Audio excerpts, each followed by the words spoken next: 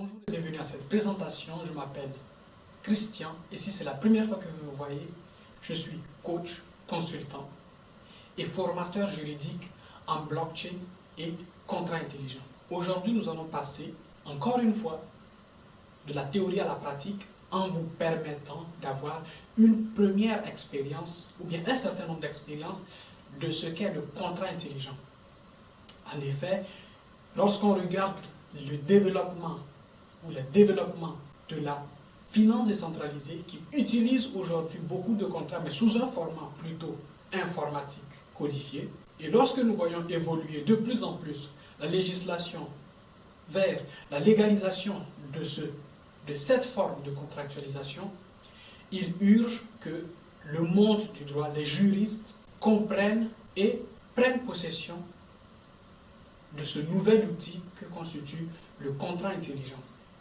Donc aujourd'hui, nous allons pouvoir ensemble rédiger un contrat intelligent. Nous allons comprendre que le plus important dans un contrat intelligent, ce sont les fonctions, ou moins l'ensemble des fonctions qui le constituent. Et ils sont très faciles à reconnaître, très faciles à comprendre et très faciles à utiliser. Lorsqu'un juriste arrive à comprendre ce qu'est une fonction dans un contrat intelligent et comment surtout la fonction se comporte, alors on est en droit de dire que le juriste est capable à côté de rédiger l'équivalent en prose d'un contrat au format informatique. Donc pour pouvoir arriver à faire cela, nous allons ensemble rédiger un tout petit contrat et je vous expliquerai en détail toutes les différentes parties, tout le comportement du contrat intelligent et de ses fonctions. Bien, nous allons passer donc à l'étape de la pratique. Donc, ce qui va être important ici, c'est de pouvoir vous expliquer, vous faire comprendre que quelles que soient les études que vous avez faites, donc que vous soyez plutôt littéraire que scientifique, et particulièrement si vous êtes juriste ou alors vous avez fait une école de sciences politiques et autres, eh bien, vous avez cette capacité à pouvoir utiliser couramment, comme tout le monde le fait maintenant, les contrats intelligents pour faire des transactions. Alors, pour ce faire, il va falloir vous expliquer juste quelques éléments importants qui sont très rapidement compréhensibles et qui vont par exemple permettre aux avocats, aux juristes d'entreprise, aux juristes spécialisés en affaires de pouvoir accompagner leurs clients et leurs clientes dans la conclusion de nouvelles affaires. Nous allons donc de ce fait apprendre ce que c'est que la fonction. La fonction, c'est un élément important dans la plupart des langages utilisés pour rédiger un contrat intelligent. Alors, il faut savoir qu'il existe deux types de fonctions.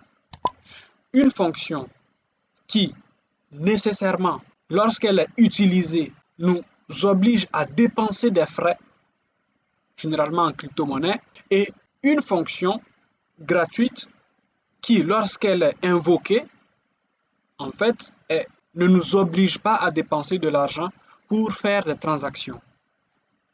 Alors, d'entrée de base, quand je dis transaction, je ne fais pas allusion à une transaction financière. Un exemple, lorsque vous envoyez un message sur Facebook, en utilisant Messenger ou bien sur WhatsApp, sur Instagram, etc., vous faites une transaction.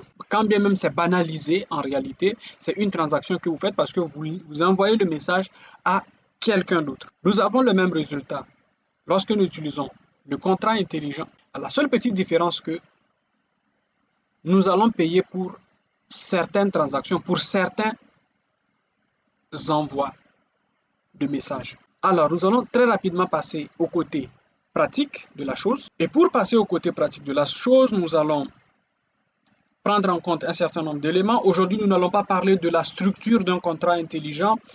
Ce serait trop lourd. Nous allons tout simplement parler de cet aspect important qui, à mon sens, si les avocats, si les juristes d'entreprise, si les juristes d'affaires arrivaient à comprendre ces petits éléments, ils pourraient facilement utiliser les contrats intelligents. Donc, nous allons nous utiliser le langage Solidity. Donc, je clique sur Solidity et ensuite, je clique sur les deux feuilles que vous voyez là et sur le plus. Nous allons appeler notre fonction, notre contrat, fonction, point sol. Lorsque je mets le point sol, c'est que je dis expressement au système que le langage que je vais utiliser pour rédiger mon contrat intelligent, c'est un langage en Solidity. Donc, je clique sur OK et j'ai mon environnement de développement qui se trouve ici. Ceci en bas étant la console qui me permet de voir comment les transactions sont faites au sein du système. Ici, nous avons ce qu'on pourrait appeler un navigateur de documents, donc qui nous permet de voir le nombre de contrats intelligents que nous avons. Et tout à l'extrême gauche, nous avons les instruments nécessaires qui nous permettent d'accéder à différentes fonctionnalités utilisées dans cet environnement de développement qu'on appelle Remix. J'ai fait une vidéo complète qui vous permet de comprendre et de maîtriser le fonctionnement de cet environnement de développement que vous pourrez trouver sur ma chaîne YouTube DeepFab ou bien sur ma page Facebook également appelée DeepFab ou encore sur mon compte, mon profil LinkedIn Christian Ilzabaliza Jourou.